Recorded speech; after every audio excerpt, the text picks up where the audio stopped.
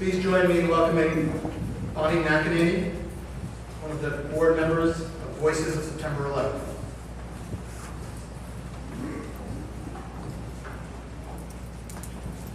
Thank you. Good evening. I'm Bonnie McEnany, the wife of Eamon McEnany, who perished on the 105th floor of the North Tower, part of the Cantor Fitzgerald family.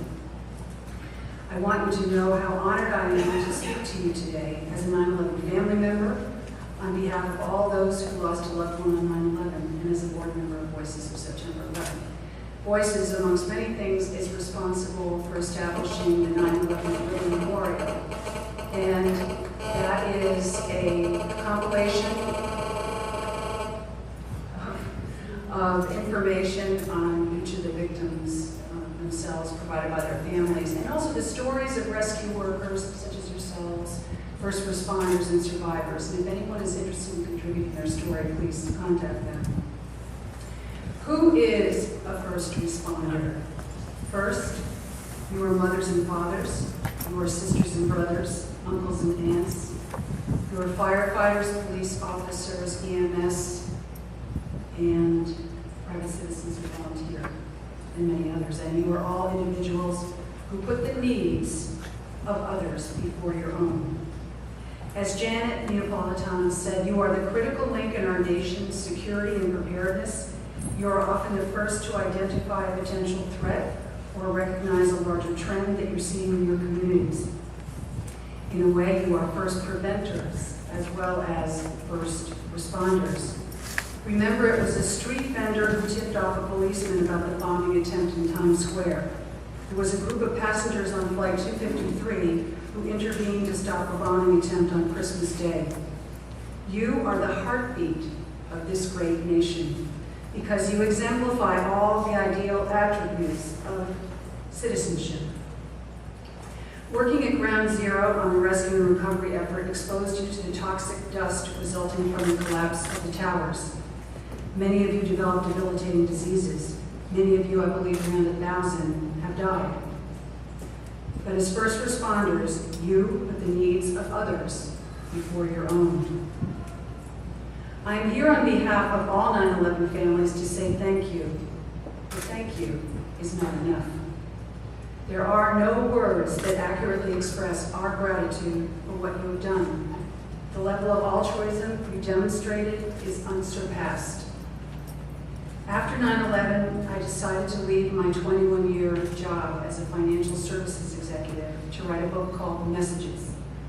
It describes the spiritual stories of numerous family members and friends of 9/11 victims, convincing them that through the unbreakable bond of love, they are still connected to those they lost. This past Saturday, a special Beyond Messages from 9/11 brought the book to the global television screen. At the end of the show, a fireman, John Morabito, was featured. He was the first firefighter on the scene after American 11 crashed into the North Tower. He drove the fire truck from Ten House across the street. Like many of you, John looked for survivors and saved lives, and he was the only firefighter on his truck that survived. As he struggled home over the Brooklyn Bridge, John met an African-American construction worker who talked to him about what John had experienced and the reality that he had survived for a reason. To tell others never to give up, to have faith. The conversation gave John comfort, especially after the tragic circumstances he had just witnessed. Together, the two men walked side by side across the bridge, and once on the other side, after a warm goodbye, they parted. Two police officers came up to John, asked him if he was okay, and then offered him water.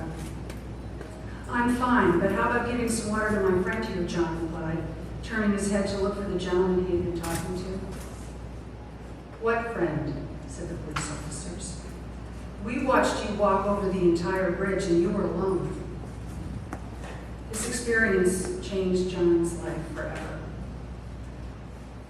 For the angel he had met had explained the true meaning of a first responder. Just like you, John was doing God's work. He, like you, risked his life physically and emotionally for the betterment of others. for he is a first responder. As I said at the beginning, I am honored to address you. Those of us who lost a loved one on 9/11 met face to face with the depths of despair. I have 4 young children who shared that with me. Now when I reflect back to that horrific time and where we are today, a decade later, I think of resilience and resolve. When I reflect back to the role you played, I think of love. And instead of despair, I think of hope. And once again, on behalf of all the families, thank you so very much.